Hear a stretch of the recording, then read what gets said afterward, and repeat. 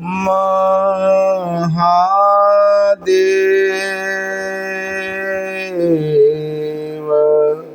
महादेव।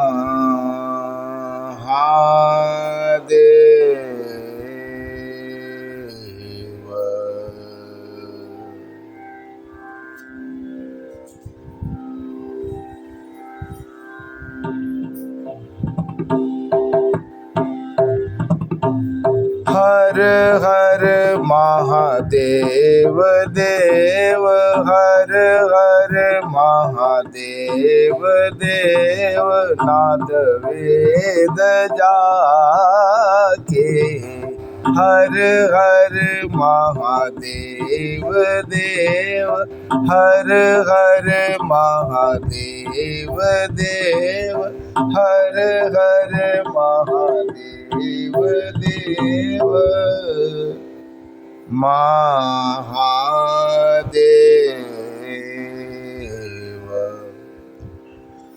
धर्म प्रेमी बंधुओं, आज श्री शिव महापुराण रुद्र संहिता पार्वती खंड के 9वें अध्याय में पार्वती के विवाह के संबंध में मैना और हिमालय का वार्तालाप, पार्वती और हिमालय द्वारा देखे गए अपने स्वप्न का वर्णन आप सब सुनेंगे। नारद जी बोले, हे विधेय, हे तात, हे शिव भक्तों में श्रेष्ठ, हे प्राज्ञ, आपने करुणा करके भगवान शिव की यह अद्भुत कथा कही, उससे मेरे मन में बड़ी प्रीति बढ़ी है। हे विधेय, जब दिव्य दृष्टि वाला मैं अपने स्थान को चला गया, तब हे तात क्या हुआ? अब कृपा करके उसे मुझे बतलाइए। ब्रह्मा जी बोले, हे मुने, आपके स्वर्ग चले जाने पर कुछ समय बीतने पर मैना ने हिमालय के पास आकर उन्हें प्रणाम किया। तत्पश्चात पुत्री को प्राणों से भी अधिक चाहने वाली साध्वी गिरिप्रिया मैना वहाँ बैठकर अपने पति गिरिराज से विनय पूर्वक कहने लगी। मैना बोली, स्त्री स्वभाव के कारण मुनि की बात को मैंने अच्छी तरह नहीं समझा। मेरी तो यह प्रार्थना है कि आप कन्या का विवाह किसी सुंदर वर के साथ कर दीजिए। यह विवाह सर्वथा अपूर्व सुख देने वाला होना चाहिए। गिरिजा का वर शुभ लक्षणों से संपन्न और कुलीन होना चाहिए। मेरी पुत्री मुझे प्राणों से भी अधिक प्रिय है। वह प्रिया उत्तम वर पाकर जिस प्रकार भी प्रसन्न और सुखी हो सके वैसा कीजिए। आपको मेरा नमस्कार है। ब्रह्मा जी बोले, ऐसा कहकर अश्रुयुक्त मुख वाली मैना पति के चरणों में गिर पड़ी। तब बुद्धिमानों में श्रेष्ठ हिमवान उन्हें उठाकर यथोचित बात कहने लगे। हिमालय बोले, हे देवी, हे मेनके, मैं यथार्थ और तत्व की बात बताता हूँ, सुनिए। आप भ्रम छोड़िए। मुनि की बात कभी झूठ नहीं होती।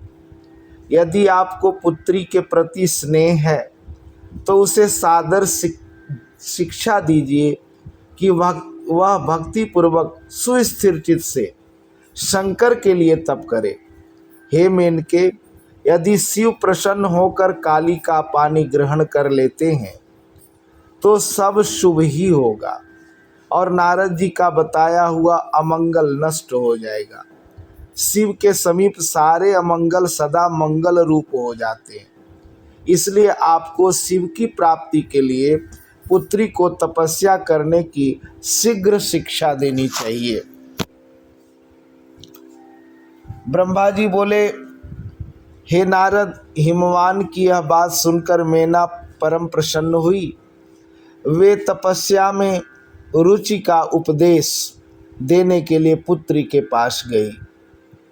पुत्री के सुकुमार शरीर पर दृष्टिपात करके मैना को बड़ी व्यथा हुई।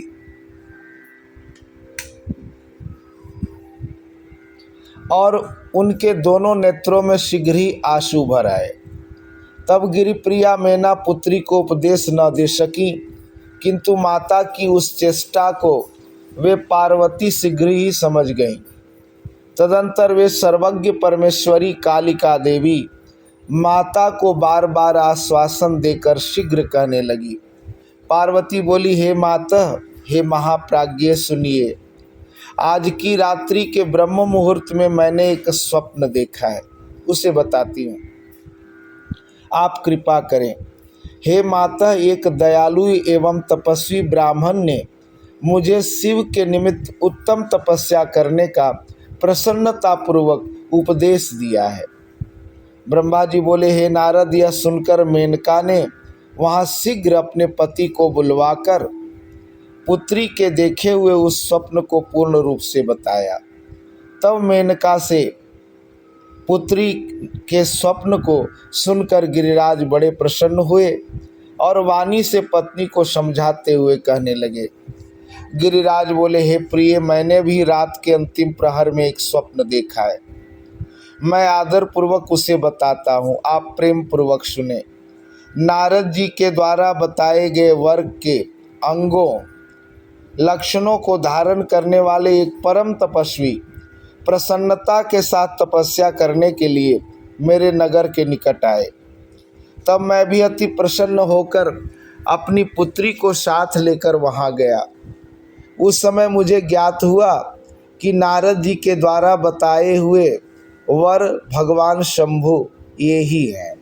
मैंने उन तपस्वी की सेवा के लिए अपनी पुत्री को उपदेश देकर उनसे भी प्रार्थना की कि वे इसकी सेवा स्वीकार करें, परंतु उस समय उन्होंने उसे स्वीकार नहीं किया।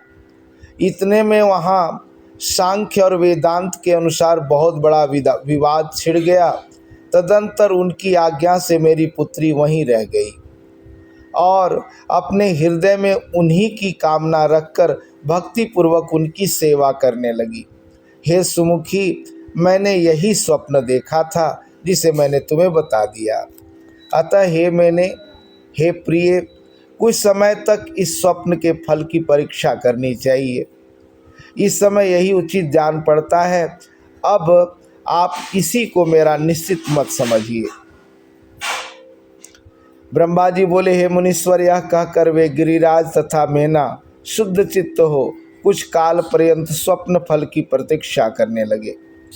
इसके अनंतर अभी कुछ ही काल बीता था कि सृष्टिकर्ता तथा सज्जनों को गति देने वाले परमेश्वर शिव जी सती के विरह से अत्यंत व्याकुल होकर सर्वत्र घूमते हुए गणों के साथ तप करने के लिए प्रेम पूर्वक वहाँ आए। सती के प्रेम विरह में व्याकुल चित्त वाले वे वहीं अपना तप करने लगे। उस समय पार्वती अपनी 2 सखियों के साथ उन्हें प्रसन्न करने के लिए उनकी सेवा में लगी रहती थी। उस समय उन आत्मस्वरूप शिव को मोहित करने के लिए देवताओं के द्वारा भेजे गए कामदेव के वाणों से विद्ध होकर भी भगवान शंभु विचलित नहीं हुए। अपनी नेत्राग्नि से कामदेव को जलाकर मेरे वचन का स्मरण कर वे वहीं अंतर्धान हो गए। तत्पश्चात कुछ समय बीतने के बाद गिरिजा के अभिमान का नाश करके पुनः उनकी कठोर तपस्या से प्रसन्न किए गए महेश्वर प्रसन्न हुए। उसके बाद विष्णु के द्वारा प्रसन्न किए गए रुद्र ने लोकाचार का आश्रय लेकर पार्वती के साथ विवाह किया। उस अवसर पर बहुत मंगल हुआ।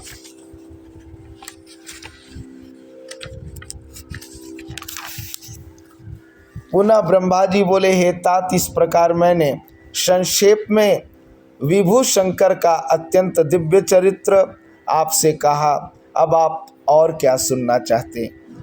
इति इस प्रकार श्री शिव पुराण के अंतर्गत द्वितीय रुद्र संहिता तृतीय पार्वती खंड में स्वप्न वर्णन पूर्वक संक्षेप में शिव चरित्र वर्णन नामक 9वां अध्याय पूर्ण हुआ।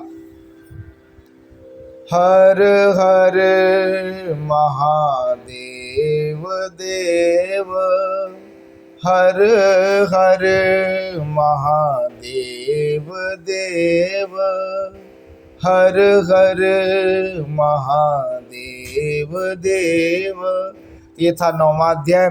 कल 10वें अध्याय में आप सब सुनेंगे शिव जी के ललाट से भौमोत्पत्ति की कथा। आज के लिए इतना ही, धन्यवाद।